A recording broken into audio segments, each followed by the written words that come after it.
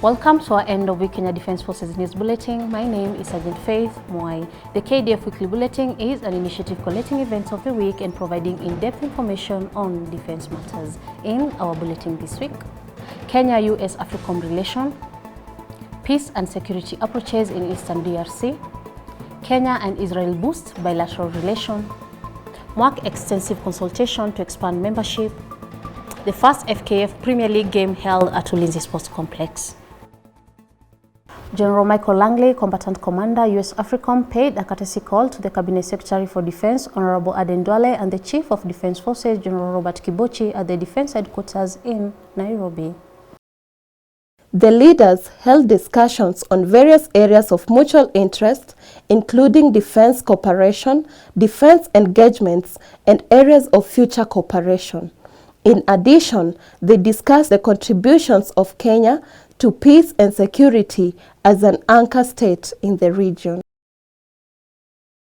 Chief of Defense Forces General Robert Kibochi took part in the Manama Dialogue 2022 in the Kingdom of Bahrain. Manama Dialogue is a platform that offers a unique forum for government ministers, policymakers, as well as experts from all over the world to debate on foreign policy issues, defense and security challenges. The agenda for this year's dialogue included the geopolitics of energy, security partnerships in the Middle East, impact of extra-regional conflicts, security of the global maritime choke points, defense modernization, and new technologies. Held annually, this year's dialogue brought together more than 500 participants from 45 countries. On the sidelines of the conference, the Chief of Defense Forces held a series of bilateral discussions with various leaders which focused on existing defense cooperation agreements and gains made within the existing and potentially new areas of cooperation based on dynamic manifested in global security landscape.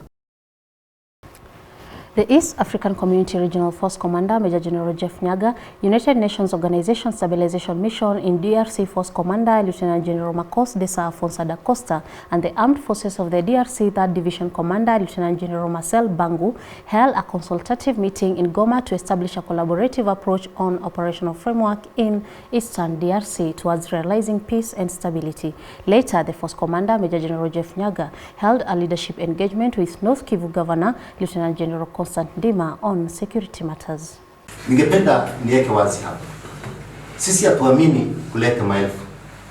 Tunaamini capacity, capabilities. Ile tunadeploy kwa uwanja.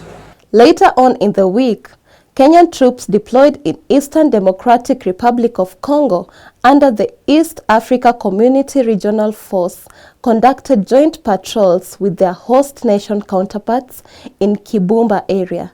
During the patrols, the troops identified areas of collaboration to restore normalcy in the troubled Eastern Democratic Republic of Congo region.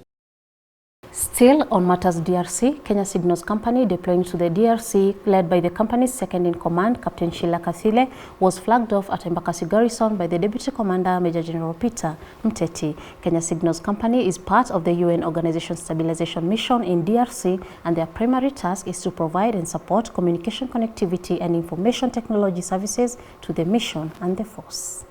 In his address, Major General Mteti urged the troops remain diligent and committed in delivering on the mandate with strict observation to the rules of engagement.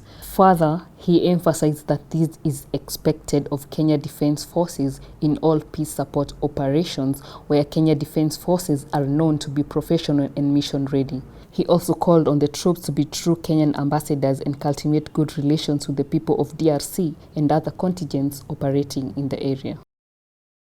The Ambassador of Israel to Kenya, His Excellency Mr. Michael Letem, the UK Minister for the Armed Forces Right Honorable James Hippie, the Ambassador of Japan to Kenya, His Excellency Okaniwa, and the European Union Special Envoy for the Horn of Africa, Dr. Annette Weber, on separate occasions within the week paid courtesy calls to the Cabinet Secretary for Defense, Honorable Aden Duale, at the Defense Headquarters in Nairobi. The leaders held discussions on various areas of mutual interest between the countries. They discussed, among other topics, the reinvigoration of the existing bilateral defense cooperation, disaster management, defense industries, counterterrorism, training, cybersecurity, and defense research and development. They also proposed to undertake exchange of high-level visits which provide further opportunities to identify areas of cooperation. The Kenya Air Force, in partnership with several environmental organizations, planted over 2,000 trees at Kerarapon Primary and Secondary Schools in Kajiado County under the theme Greening Schools, in line with the President's vision of planting 15 billion trees by the year 2030. The trees, both indigenous and fruits, will not only address global warming but also crop production.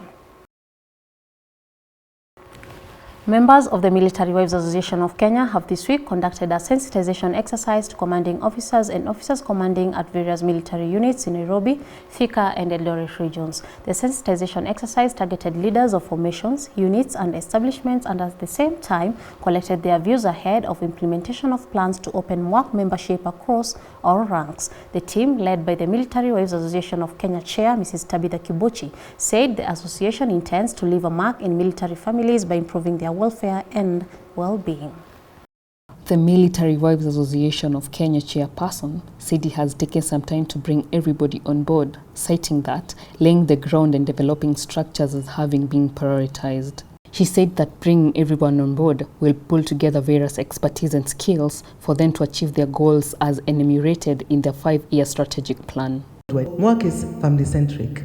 We will look out, we will stand out for our families, because we know that if they are well off, if they are well taken care of, you can concentrate on your job. Ulinzi Stars hosted AFC Leopards at the Ulinzi Sports Complex, Langata, on the first fixture of this season's Federation of Kenyan Football FKF Premier League after a long break. This was the first time for the ultra-modern stadium to open its gates to the National Premier League since its commissioning in April 2022. Ulinzi Stars displayed a thrilling performance but lost by 2 goals to their opponents.